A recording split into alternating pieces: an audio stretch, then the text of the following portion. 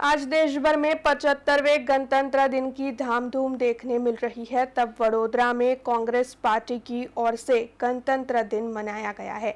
दरअसल लकड़ी पुल पर मौजूद कांग्रेस कार्यालय पर वडोदरा शहर कांग्रेस प्रमुख ऋत्विज जोशी की ओर से राष्ट्र ध्वज फहराया गया, जिस दौरान वडोदरा शहर कांग्रेस प्रमुख ऋत्विज जोशी के अलावा विपक्षी नेता अमीबेन रावत, पूर्व विपक्षी नेता चंद्रकांत श्रीवास्तव, चिराग झवेरी समेत कांग्रेस के सभी अग्रणी और कार्यकर मौजूद रहे थे।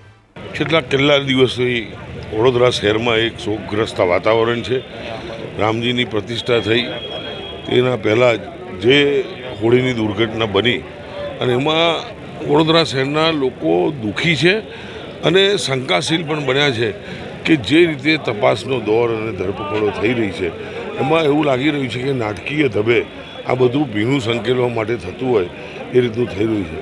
આજે પ્રજાસત્તાક દિવસ છે ત્યારે કોંગ્રેસ પક્ષે આજે આ દિવસની ઉજવણીનો પ્રસંગ રાખ્યો। ત્યારે જે બે બાળકો હતા એમને બીજાના પોતાના જીવ કરતાં બીજાના જીવ બચાવવાના પ્રયત્ન કરીને બચાવ્યા છે, એનું સન્માન કર્યું છે।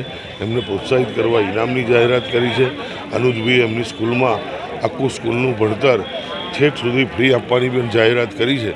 ત્યારે આ જે દુર્ઘટના બની છે એની અંદર ભીનું ના સંકેલાય તેના માટે હું સરકારશ્રીને પણ વિનંતી કરીશ। હાઈકોર્ટ, સુપ્રીમ કોર્ટ જ્યાં જ્યાં હોય ત્યાં આ 12 નિર્દોષ બાળકો અને 2 શિક્ષિકાઓને ન્યાય મળે એના માટે કોંગ્રેસ પક્ષ હંમેશા લડત પણ કરતો રહેશે, લોકોની વચ્ચે રહેશે અને આ બાબતે ચોક્કસ ન્યાય મળે એવા મારા પ્રયત્નો ચાલુ રહેશે। આજે 75મો પ્રજાસત્તાક દિવસ કોંગ્રેસ પાર્ટીના પટાંગણામાં ધ્વજ ફરકાવવાનો કાર્યક્રમ અને પ્રજાસત્તાક શું છે, કેમ પ્રજાસત્તાક દિવસ લાવવું પડ્યું, એના મહત્ત્વના મુદ્દા લોકો સુધી પહોંચે એ વાત લઈને કોંગ્રેસ પાર્ટી આગળ વધી રહી છે। પ્રજાસત્તાક એટલે લોકોના હાથમાં સત્તા આવે એ વાત છે, પણ આપના માધ્યમથી આજે આપ લોકોને અને આ વડોદરા શહેરના નગરજનોને પૂછવા માગું છું કે 75 વર્ષ પછી બી પ્રજાસત્તાક દિવસ એટલે લોકોના હાથમાં સત્તા આવી છે ખરી? આજે પણ ગરીબ માણસ સરકારી ઓફિસોમાં જતા ગભરાય છે અને ખુરશી પર બેઠતા ગભરાય છે। સંવિધાનમાં બાબા આંબેડકરે કીધું છે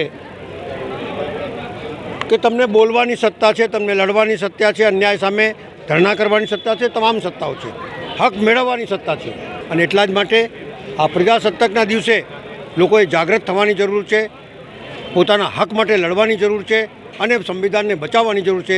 ત્યારે આજના દિવસે આ ધ્વજને વંદન કરતા, લોકોને જાગૃત કરતા આ 75મા પ્રજાસત્તાક દિનને હું નમન કરું છું અને આ પ્રજાસત્તાક દિવસ અને સંવિધાન હંમેશા જીવંત રહે અને લોકોમાં તાકાત આવે એવી ભગવાનથી પ્રાર્થના કરું છું। अब खबरों से लगातार अपडेट रहना हुआ आसान।